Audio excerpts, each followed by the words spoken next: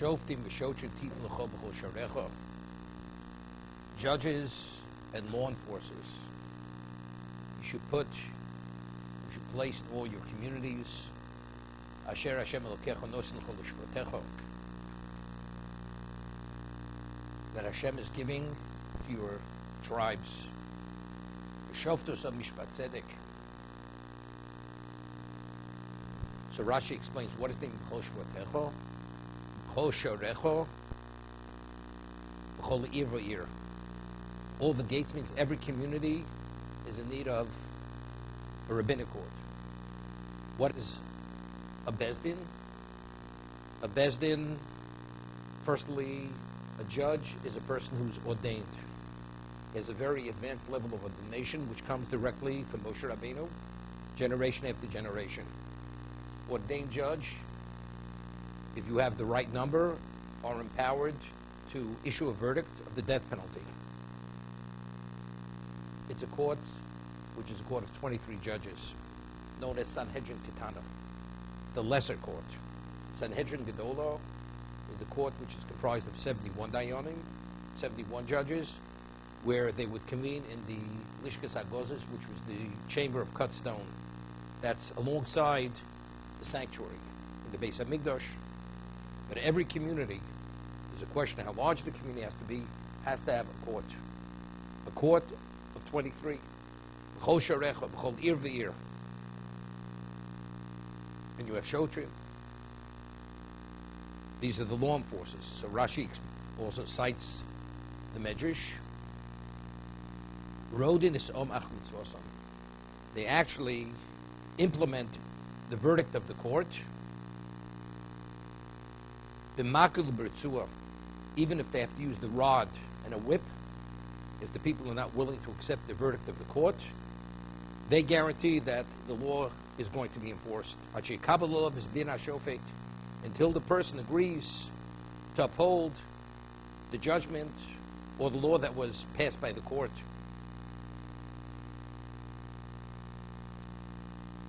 Gemara tells us that if a Jew says, I'm not building a sukkah, a Jew says, I'm not putting on tefillin, mitzvah saseh, positive commandment.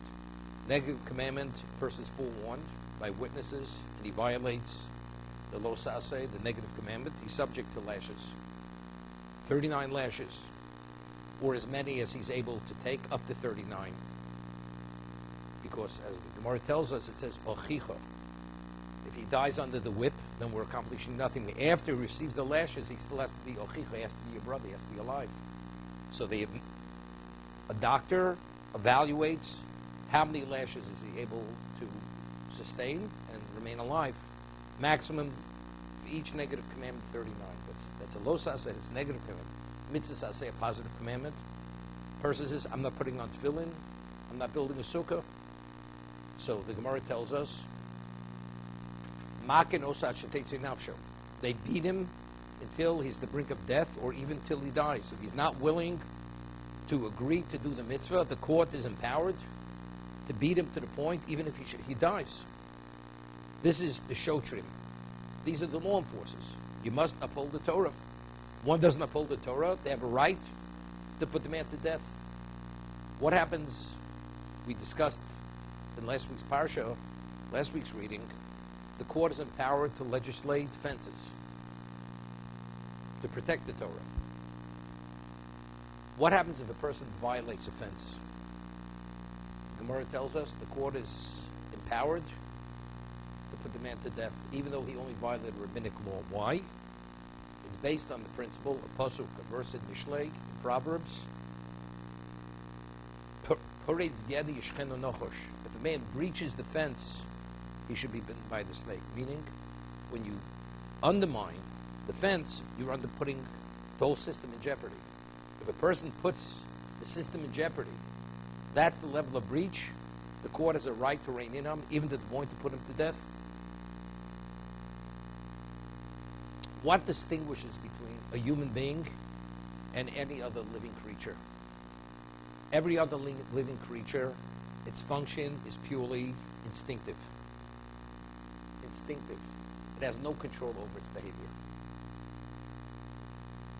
its DNA, based on its makeup, its chemical makeup, what we call the nefesh, the animal life, or the life which relates, whether it's an insect, a reptile, a fish, whatever it may be, it functions within that capacity.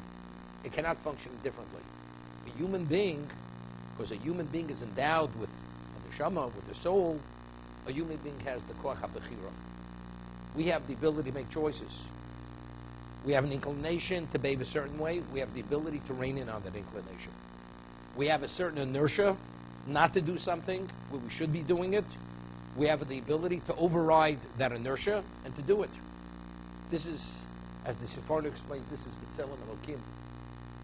B'Tselem Elokim, we are a reflection of God's image. As God does what He wants, which is, of course, always Daino Emes, always correct, the human being has the ability to do whatever he chooses to do. And why are we subject to reward and punishment, deserving of reward and subject to punishment? Because, as the Rambam explains, because why does the person do the wrong thing?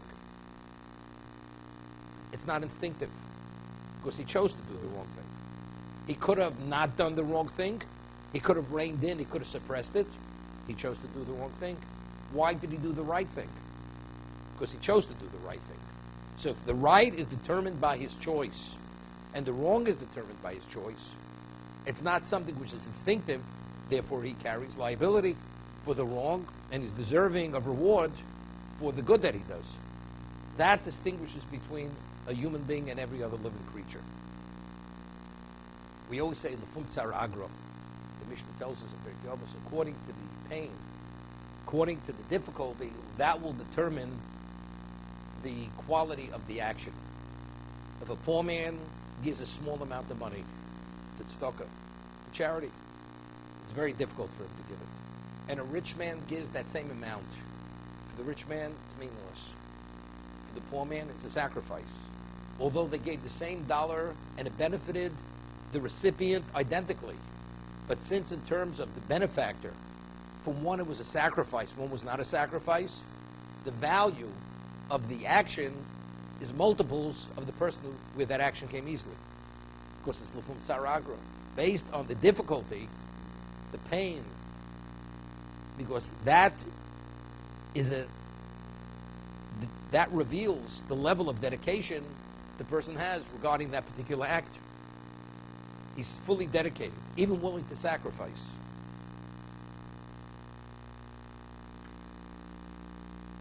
What happens if a person does something because he has no choice to do it? Rabbi Kalatsky writes, why is the human being endowed with free choice? Rabbi Kalatsky writes, explains this in Derech Hashem, the way of God. So he explains, the law is a person is compelled to violate the Torah. He's not held liable. He's not culpable. Because there's a principle, onus rachmana patre. If a person is put in a situation where an external force compels him, forces him, coerces him to do something that he wouldn't do only because he's compelled, he's threatened, the action is not attributed to him. What about a person is compelled to do a good deed? So again, the good deed, in terms of his own vantage point, he wouldn't have done it. His own perspective, he wouldn't have done it. He's forced to do it. The action, because again, what precipitated the action and what actualized it is unrelated to his own volition, it was because of an external force, the action is not attributed to him. So if Hashem would have created a person without an evil inclination, and he would naturally do good, the result of his goodness is unrelated to him because he had no control. He's basically in a state continuously being compelled to do good. So if that's the case, the person himself is not deserving of reward. So what does Hashem do? He puts the person in a situation, as the Rambam says, you're at the point where you could do good or evil. As the Rambam says, those who say that a person is born to do evil, or born to be a Rosh, or born to be a tzaddik, it's foolishness. It's nonsense. There's no such thing. Every person has the ability to make a choice to do good or evil. If a person is a functioning healthy human being, that person has the ability to do good or evil. And therefore, whatever choice you make, there's liability or there's what? There's deservingness for the good choice you make. It's the Rambam. But if a person is forced to do the right thing, he has no choice but to do the right thing. The result of his good deed is unrelated to him. It's not attributed to him. The Torah creates an infrastructure of Klal Yisrael. Shoftim v'shochim titul chol b'chol sharecha. Every community, according to one opinion, you have a community of 120 Jews. You have a court which can actually render verdicts of the death penalty. The death penalty. And you have a law enforcement component to this, where it'll be instituted. And this is in every community. Who would even attempt to violate the law? You really have no choice but to behave yourself. As we say, it's not worth it. You have to be foolish. A person says, either you do the right thing or I'm going to throw you into the fire. Who's going to be irresponsible and not do the right thing? You do the wrong thing, you get lashes. The level of pain, the level of damage, of injury, is it worth it to eat the non-kosher? The person has to be insane. Not putting on your tefillin. You don't put on tefillin, up to the point of death. Is a person not going to put on tefillin? So every aspect of your spirituality is dictated by the court, by the infrastructure which the Torah sets up, creates. And if you don't do what you're supposed to, you do what you shouldn't do. The Shoftim, there's law enforcement. The Medrash tells us that David, as great as he was, because he had a general by the name of Yoav ben Tzruya, who was beyond our understanding of how powerful he was. Anybody who would violate David's ruling, they would hear from the general. And he regretted the day that he didn't agree to listen and adhere to the order of David. Does a man have choice? You have no choice. So the objective of creation is schar v'onish, is reward and punishment. And reward and punishment is determined whether we do it through our own volition or not. Is it attributed to us or not? And here the Torah creates an infrastructure where we have no choice but to do the right thing and not to do the wrong thing. Seemingly this is contradictory to the whole concept of bechira, of free choice. So how do we understand what exactly is the Torah saying? As a human being in his essence, this is as a result of after the chet of Adam Rishon. Before Adam ate of the tree of knowledge. The tree of knowledge, the Torah refers to it, the tree of good and evil. Before Adam ate of the Eitz Hadas, the tree of knowledge, his essence was pure. He had no inclination to do evil. He was not inclined to do evil. So therefore, right and wrong was absolutely clear. He was not attracted to evil. He didn't gravitate to evil. Once he ingested that fruit of the Eitz Hadas, of the tree of knowledge, which is tov v'ra, it's like allowing a foreign substance to enter into your system. Now you become conflicted because of your conflict that you desire, you crave for evil. You crave for it. Because now we've taken on the characteristic of the animalistic characteristic. Although Adam initially was made of earth and he had a physical component to his makeup, but it was so spiritualized it barely had any effect on him. He still had choice. Intellectually, he could make the choice, yes or no. But in terms of craving, yearning for physicality, he had no relevance to that. He radiated holiness. That was Adam Rishon. But when he ate of the Eitz Hadas, he became a different being. There was confusion. He didn't have the degree of clarity any longer. Now there's an innate conflict of interest in him. Chazal tell us, Barosi Yitzhar Barosi Lo Torah Taflid, I've created an evil inclination, and the only way to contend with that inclination is Torah being the antidote. Otherwise, it's impossible to deal with it. Impossible. The only way we're able to capacitate our evil inclination is through the spiritualization of the Torah. And as the Ramchal says, if a person studies Torah Lishma, the Ohr HaChaim HaKodesh says, if you study Torah Lishma, that's the ultimate antidote. You don't study Torah Lishma, it's not so simple that you're able. It spiritualizes you, but to totally incapacitate him, it doesn't happen. It doesn't happen unless you study Torah for the sake of the Torah itself, Lishma, which is qualitative. So if that's the case, unless there's going to be an infrastructure which guarantees proper behavior, where does the Jew go? Where does Klal Yisrael go? Where do we gravitate towards? We go after the animalistic tendencies of what a human being is. So what does the infrastructure, which is set by the Torah, the court system and the enforcement system, you have to behave like a human being. You have no choice. That you have no choice. Because without that infrastructure, which guarantees that the Jew should not cross the line, almost guaranteed he will cross the line. He will cross the line. Because there's no enforcement. There's no court. Almost we lose sight of conscience. We have no conscience. We lose conscience. Because as the conflict we have, we're able to justify almost anything. What do you think? 80% of Klal Yisrael, unfortunately, has been so undermined through assimilation. Why not? We do what we want. It's a free world. So unless, when the Chazal tell us, the Mishnah tells us in Pirkei Avos, you should be mispal b'shlom shel malchus. You should pray for the welfare of government, because if there's no fear of government, there's no law and order. Israel Chaim below, people would literally eat one up alive. There'll be total chaos, anarchy. That's what it would be. Why? But we're civilized human beings. We know better. That is the nature of the beast. That is the humanity of the human being.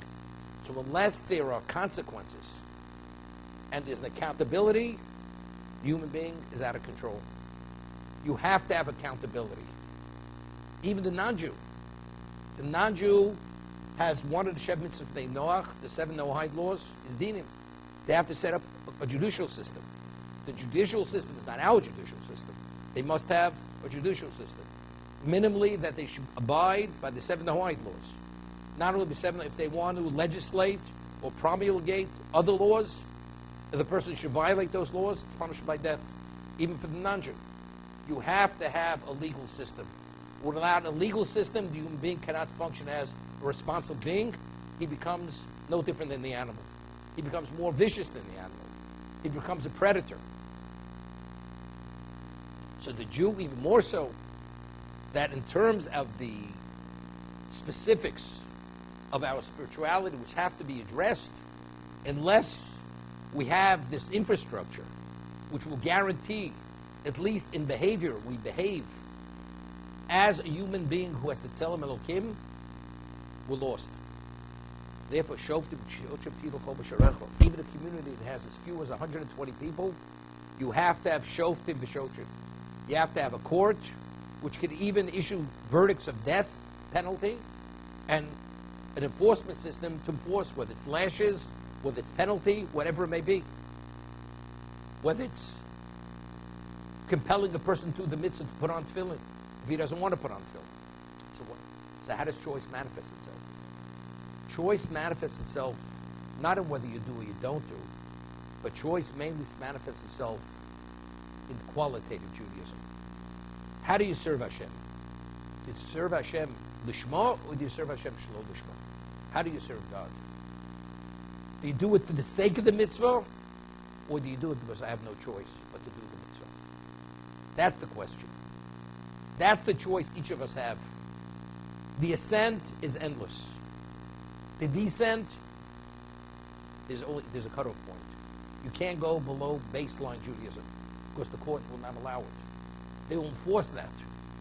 So below that level, you're not going to be able to go, as long as this infrastructure is in place. But to ascend is unlimited. It's interesting. Not only that, the Gemara tells us, L'olam yasuk odom, b'torah mitzvah shlo lishmo, shemitoch shlo lishmo b'lishmo. You should even engage in Torah mitzvahs, even not for the sake of the mitzvah, because there's something innate in the mitzvah that if you do it long enough, eventually will bring you to the more refined level, the more quality level.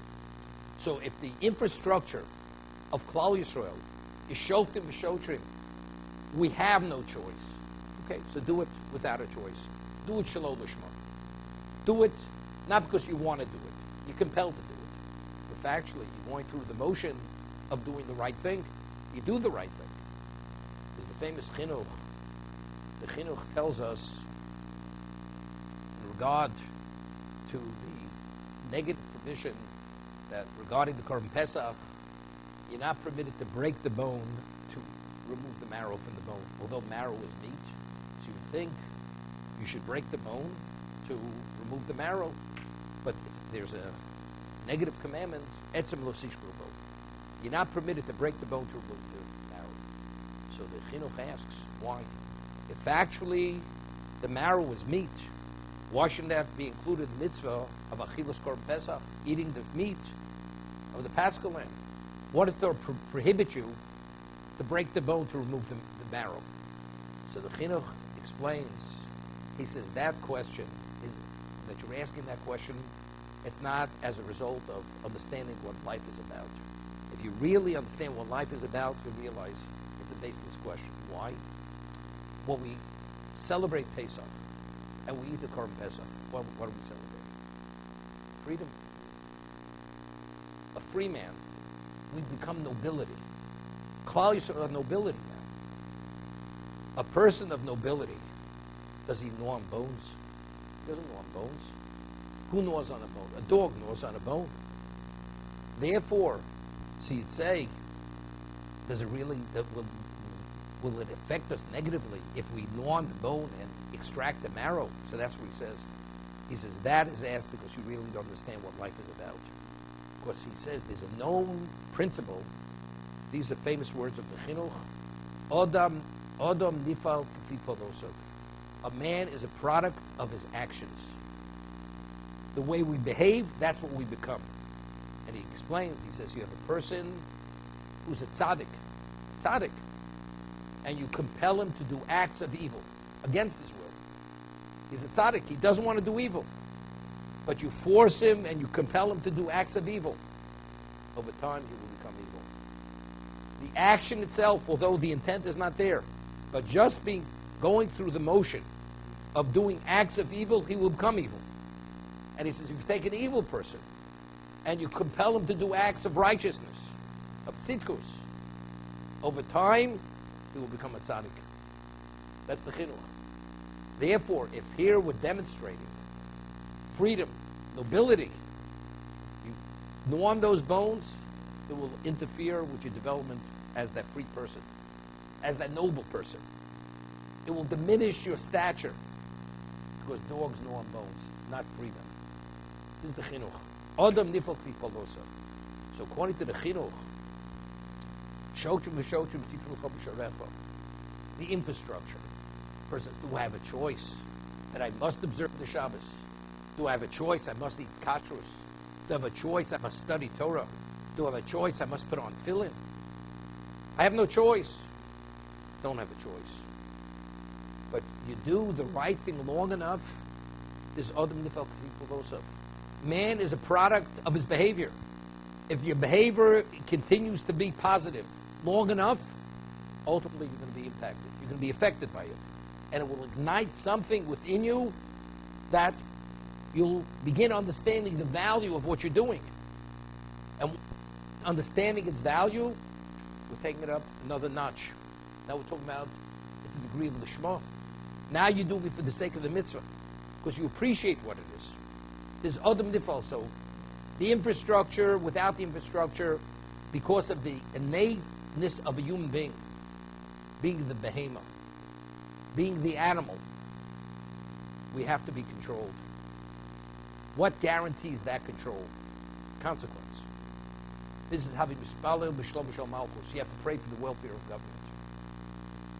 Because in moli moro ish chaim re'yo chaim lo. If not for fear of government, people would eat one another alive.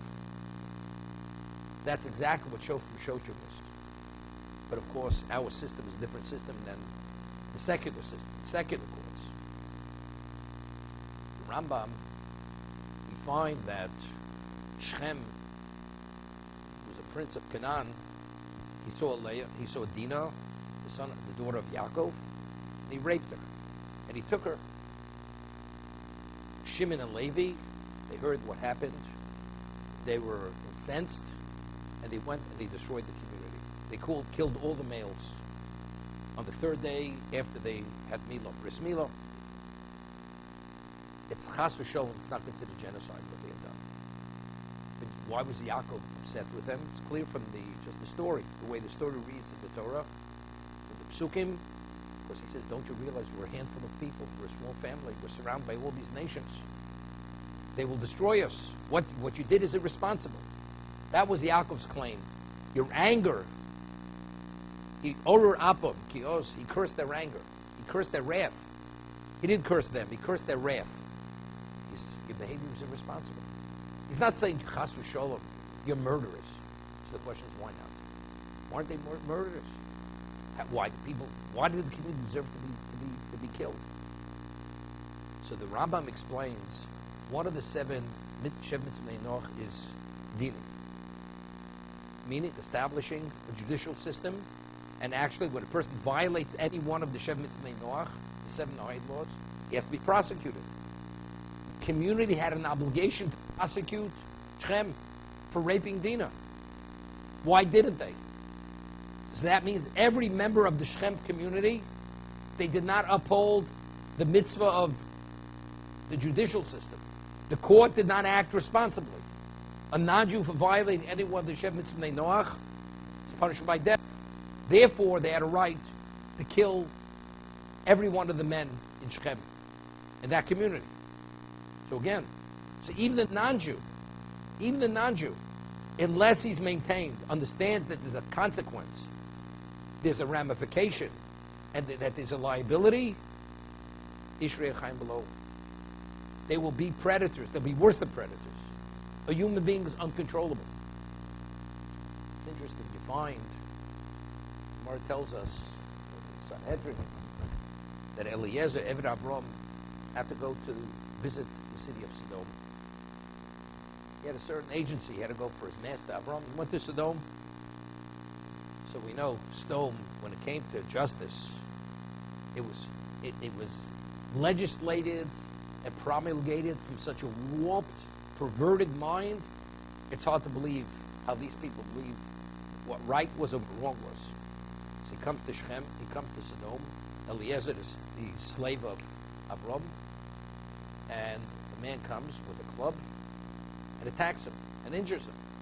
So what is a person? You're a victim. What do? You summon your victim to court. She takes the one who accosted him to court and files charges. So Eliezer, for what, of course? Being the victim, he'd be compensated for his injuries, for his pain. The court gives a ruling, the judge gives a ruling. Eliezer, you must pay your attacker a certain amount of money for attacking you. He says, what kind of justice is this? He says, well, that's justice in Sodom. That the victim is the guilty party, and he has to compensate the one who attacked him. Eliezer hears this. This is justice in Sodom.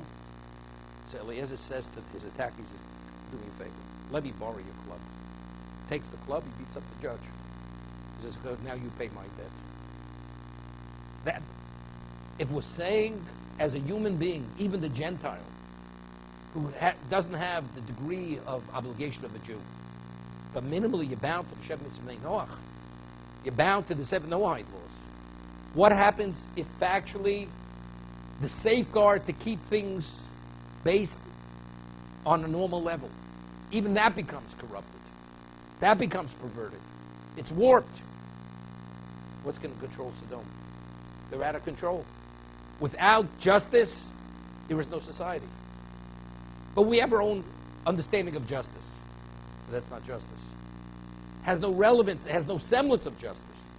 Hashem says if that's the case, it must be wiped off the face of the earth. It was a level of destruction that there's no trace of that society.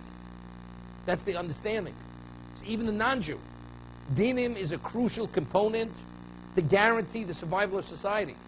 But if that aspect of the society goes to the wayside, there's no hope. There's no hope. They're going to be swept out to sea. They're gone. Shoftim, Shoftim. Because without that, you can't have choice. You can only have choice if you understand there's a consequence to your behavior. Otherwise, there is no conscience. As a human being, there's nothing we cannot justify unless we know there is liability to our behavior. Because then we have a semblance of understanding of what right and wrong is. Because the consequence guarantees that level of understanding. This is Shoftim b'Shoftim Titlecho b'Chol Sharecho.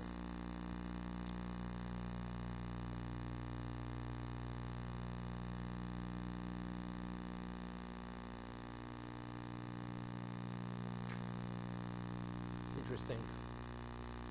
The Gemara cites a pasuk in Yechezkel that only the Jew has the classification of Odom.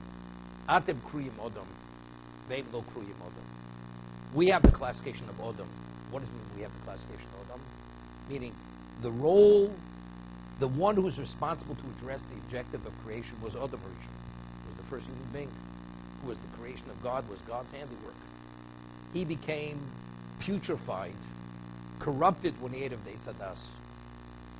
Avram Avinu, being who he was, he withstood the 10 tests. Therefore, as a result of that, he, through his son and grandson, Avram, Yitzchak, and Yaakov, ultimately established the Shiftei Kor. We merited to stand at Sinai. We became Odom. Atem kriyim Odom. We fulfill the role of the original human being.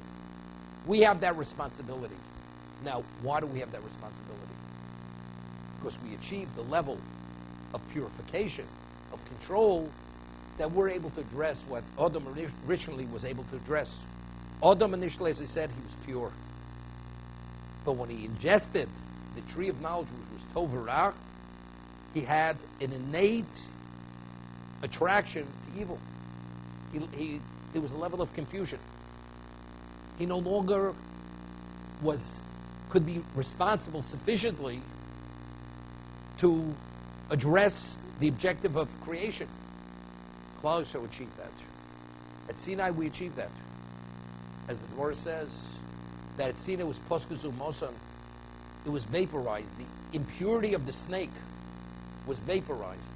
We no longer had that impurity. Because we no longer had that impurity, we were in a position that we were able to have sufficient clarity to make the choices that had to be made. Atem kriyim Odom, heim lo kriyim Odom. So we, more than anyone, it's b'chol sharecho. Every community has to have the best. By the non-Jew, it doesn't have to be every single community. It has to be a court system, a judicial system. But b'chol sharecho, you need shotrim, you need law enforcers. Because again, who's responsible for creation? Who's responsible to address the object of creation? Who's in the prosdor? We're in the prosdor, we're in the corridor. This world is only a pros, there's only a corridor to the world to come. The workers, the employees, the Mishnah says in Pirkei Avos, they're lazy. And the work is enormous. The Balabai is dochik, and the employer is pushing. We only have 70 years. You have 100 years. But each person has to get it all in during that period of time to achieve as much as we can. So you need an enforcement system. You need a judicial system. You need this. It's interesting. In last week's Parsha, the Torah tells us that there's certain things. Firstly, a Jew has to visit Yerushalayim 3 times a year. Shalosh Regalim. And there are certain food items that were not permitted to eat outside Yerushalayim.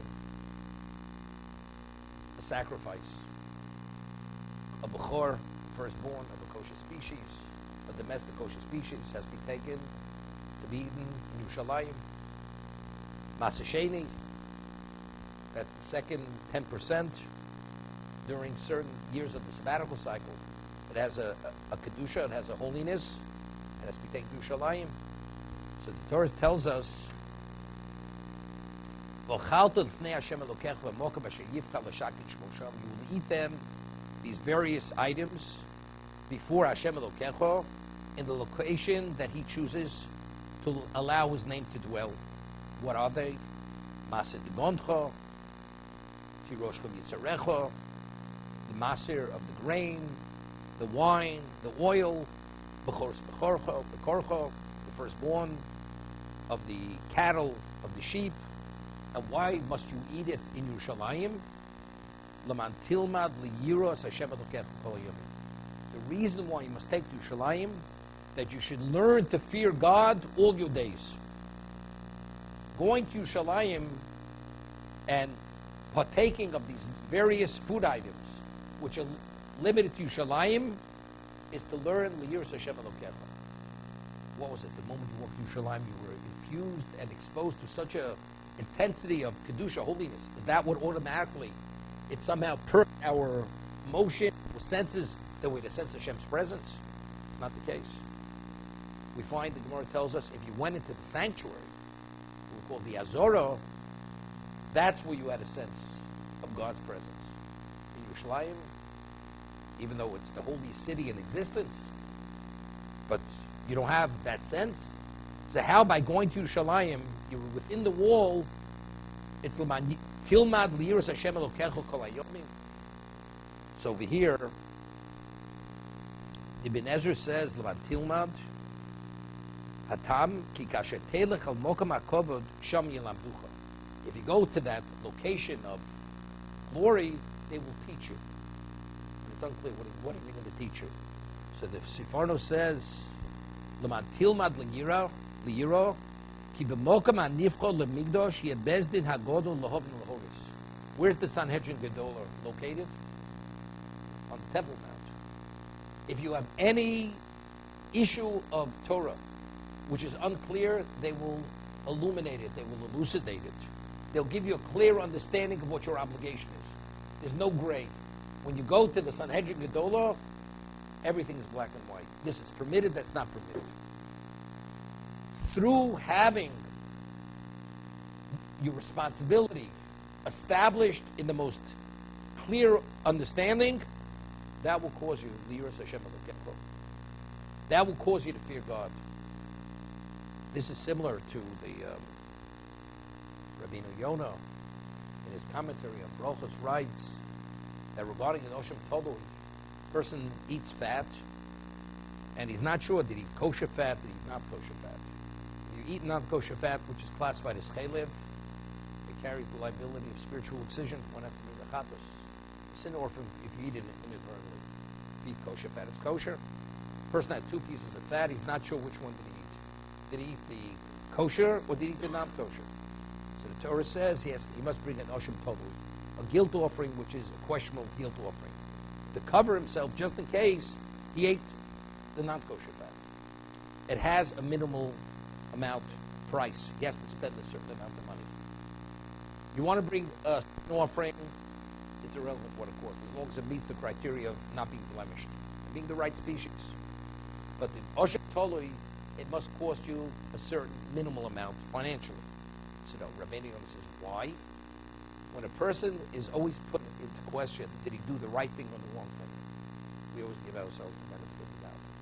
We probably did the right thing. It probably was the kosher piece I ate. So when does a person psychologically understand the seriousness of the moment? When there's a cost factor. When something costs, you say, why? Why is it so costly? Evidently, simple, that you did the right thing. There's a very strong possibility you did the wrong thing. So if you did the wrong thing, how does one do tshuva if he's not sure if he did the wrong thing? Especially when you put yourself in the most positive light. So by giving the cost issue, as we say, When you feel it in your pocketbook, then already the person sees it differently. Then already you have a sense of the wrong you did. So we see, what is the reason why a person doesn't have Yiras Shamayim? It's probably okay. Unfortunately, most people, when they observe Shabbos, what is the basis for the knowledge of the observance of Shabbos? Did they learn the halacha, the definitive halacha in the text with its commentary, where it's clear this is not permitted, that is permitted? Well, I heard this rabbi said that, and I saw my mother's home, and this is where I saw my father. And the rabbi, I heard a sermon, I heard a lecture, but did you ever study the laws? Unless you study them seriously, the Chofetz Chaim writes in his introduction of this third volume of Mishnah Berurah, it is impossible not to violate Shabbos on the Torah level. Because everything is hearsay. Instead, Torah is not hearsay. Everything has to be defined. It's definitive. Without having definitive halacha, we're nowhere. So how does one achieve Yiras Shamayim? Knowing whether I did the right thing or the wrong thing. Because what is the tendency of a person? How do we always put ourselves always in the bedlam? Probably we did the right thing. It's probably permitted. So therefore, Tilmad the Yiras Hashem Elokecho, as the Seforno explains, Ki b'mokam hanifch lemigdash yeh bezdin hagodol lahaven lahoros. That's what you have the Sanhedrin Gadol, the High Court of Israel, as it says, Ki pol micho. When there's something which is unclear to the lower courts, where do they go to decipher it? They go to the High Court, and they put it straight. It's black-white. Torah is black and white. We have one Masorah. Torah Sinai. That's what it is. The Mishnah tells us in Pirkei Avos, why is it so important to have a Rav? Aseh lecha Rav istalik min hasofek. Make me for yourself a Rebbe, a teacher, and remove yourself from a questionable situation. What does that mean? Of course you have to have a teacher. But what's the importance of that? Because otherwise things are in question. When things are in question, that means if there's too much gray in your life, that means even when you do the wrong thing, you don't even realize the extent of the wrong. Do you really know you did the wrong thing? You don't. Aseh lecha Rav. If you want to be a proper Jew, you have to have a teacher. Why? He will remove you from that. You will no longer be in a state of question. You'll understand, did you do the right thing, did you do the wrong thing? Once you have that level of understanding, this is tilmad Yiras Hashem Elokecho kol hayomim. The Gemara tells us in Brachos, based on the pasuk, that from the time of the destruction of Beis Hamikdash, ein lo HaKadosh Baruch Hu b'olamo ela dalat amo shel halacha. After the destruction of Beis Hamikdash, what does God value in this world? Where is His location? Wherever they study Shema Tzalim and Hilsa. That means definitive halacha. It's not you study, and at the end of studying as much hours as you invest, it's still unclear. The conclusion has to be definitive. This is Luminam Naslasos. You study to be able to perform. But after all the studying, it's still unclear. So how are you going to perform? Well, it probably is. Maybe it isn't. Sure, I'm not saying halacha. Eila Kadosh Baruch Hu b'olamo ela dalat shel halacha. Where is the Shekhinah? Where does the divine presence rest besides the Beis Hamikdash? Wherever they study with the 4 cubits of definitive halachas. Why? Because what HaKadosh Baruch Hu, as the Gemara says elsewhere, what does God have in this world? What does God value in this world? Yiras Shamayim. Fear of God. So without fear of God, you go nowhere. But what is the fear of God determined by? Stalik bin Asofik. Remove yourself from a questionable state. And this is Laman Tilmad. What is Yerushalayim so special? Because nothing is left unclarified in Yerushalayim. Because since you have the Sanhedrin Gedolah, therefore everything is clarified at the end of the day. In this week's parsha, we read regarding the court. We have the lower courts. As we said, each community has to have a lesser court, lower court. But what happens there's certain issues that the law courts, they're not able to decipher, or they have questions which are unresolvable. Where do we go? They have to go to Sanhedrin Gedolah, to the High Court in Yerushalayim, regarding whatever issue it may be, whether it's monetary, whether it's regarding something which is permitted, not permitted, whatever it may be. So the Torah says, you go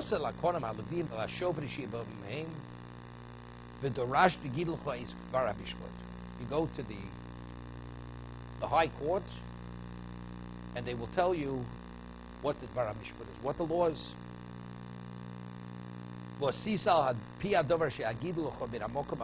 And you will do according to what they tell you from that location. Asher yivchar Hashem v'shomarto lasos kol asher yerucho al pi haTorah asher yerucho al HaMishpat. So over here, the Ramban speaks and he says, and you should not deviate from what they tell you, not to the right or to the left. So the Ramban writes, cites Chazal, even if they tell you your right is your left, you believe your right is your right, they tell your right is your left. Oh, al small shu yamin. What does that mean?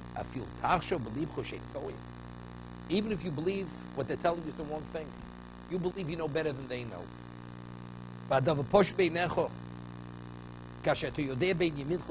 Just I know this is my right and left.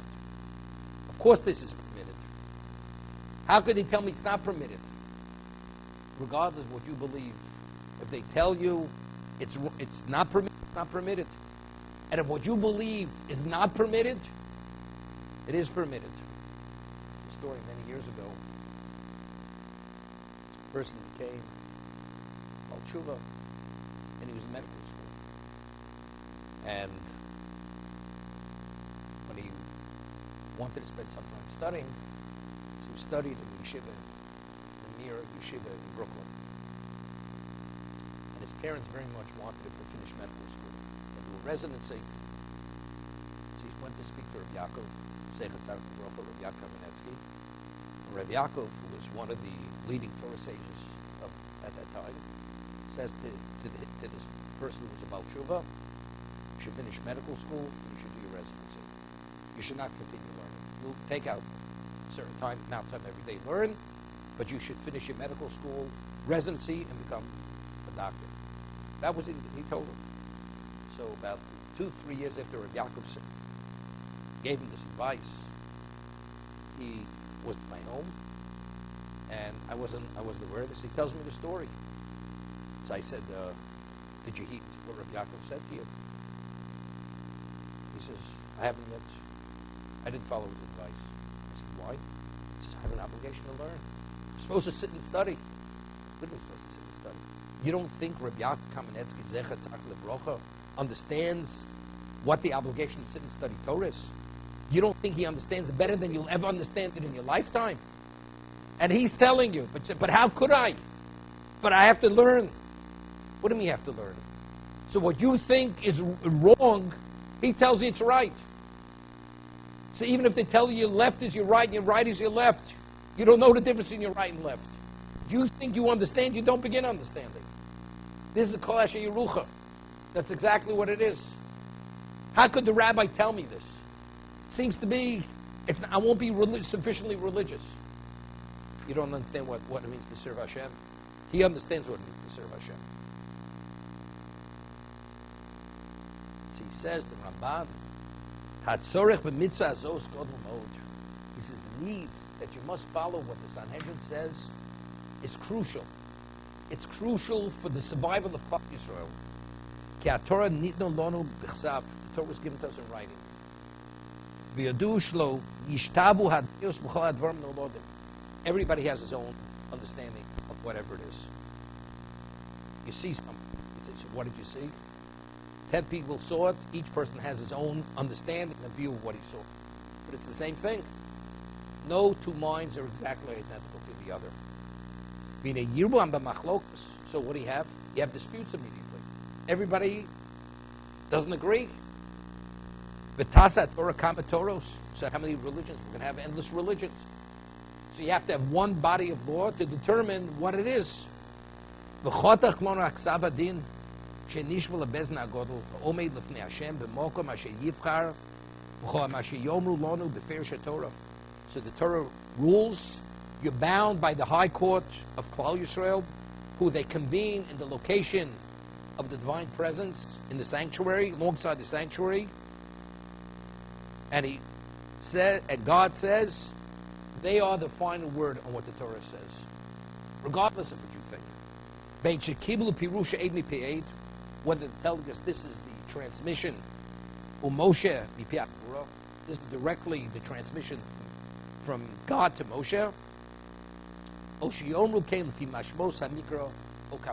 Their understanding of what the Torah is saying.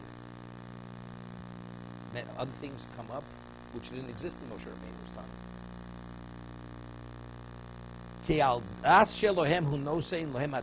Based on their understanding of the Torah. HaKadosh Baruch Hu gave the Torah. It's their application of the principles. Well, maybe they didn't apply it right. It's irrelevant. They are the final say in what the Torah is. Although you think they're turning right into left, you should subordinate your mind to say what they say is correct. The right is right. Why? But why are they so special? Ki ruach Hashem al mishorsi migdosho v'lo yazov es chasidov. Because the Spirit of God is upon the officiants of the Migdosh, and He will not abandon His Hasidim. They're infused with a divine understanding, which you have a human understanding. They have a link, an attachment that you don't have. That link and attachment. They're protected. This is Ragli Hasidim Yishmor. They are protected from a mistake and from pitfalls.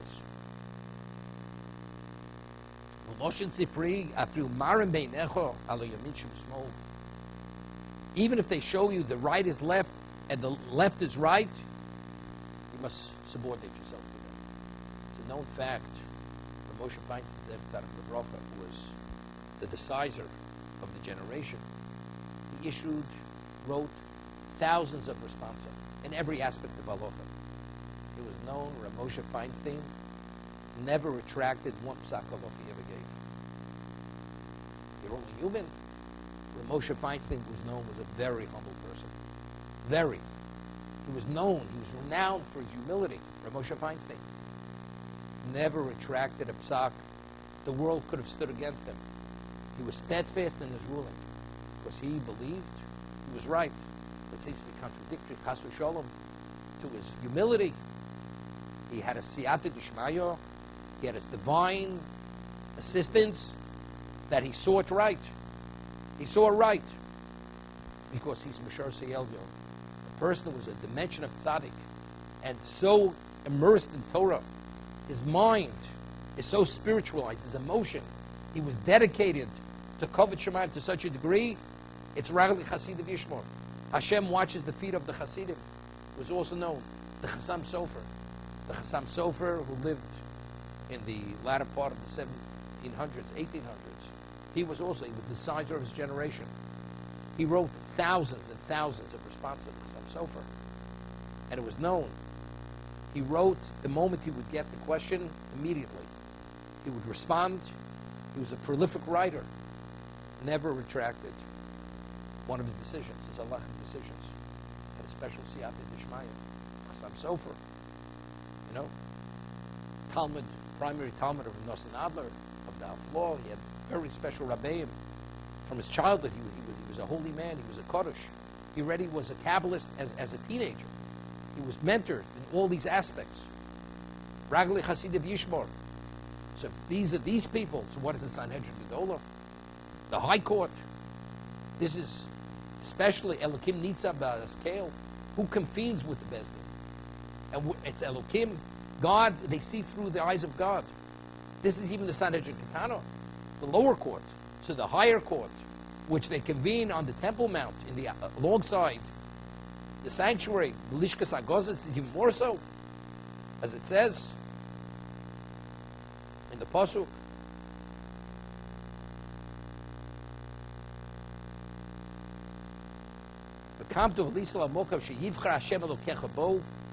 You will ascend and go up to the location that Hashem has chosen. That's His location. You're directly attached. You're attached to the source. You have that level of clarity. Therefore, we find there's a law known as the Zokin Mamre. If you have a member of the Sanhedrin who doesn't agree to accept the ruling of the court, it's punished by death. How do you have a right? They give the ruling. That is what Torah says. It's a breach. It's undermining the whole system. Well, I disagree. And he goes back to his own town, and he actually rules differently than they rule. It's punishment by death. Because he says the Torah we only have one Torah. We don't have more than one religion. This man's going to create another religion. The final word is the Sanhedrin Gedolah. But again, if you have somebody else to rely on, it's a problem. It's a problem. There's a known fact. In Europe, they had communities. They were called kilos. Kilo. When you belong to a kilo, to a community, if you did not abide by the laws which they dictated, that you could not they would not marry you. You will not be buried. You weren't buried in the cemetery. You became a pariah. So what's your choice? You're going to convert to Christianity. The person was forced. He had a total lie.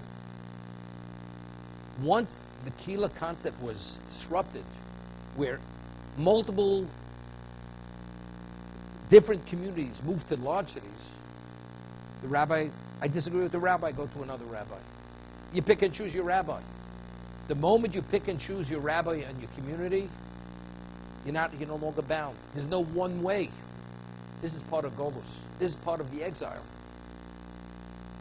You have one ruling. You have one body of law. You have one decision maker. Sanhedrin Gedolah. That's Kalashi Rucha. As it says, the Ramban says,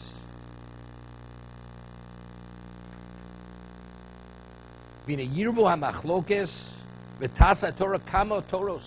You'll have many religions. What's Torah? Everybody has his own version of what Torah is. We only have one Torah.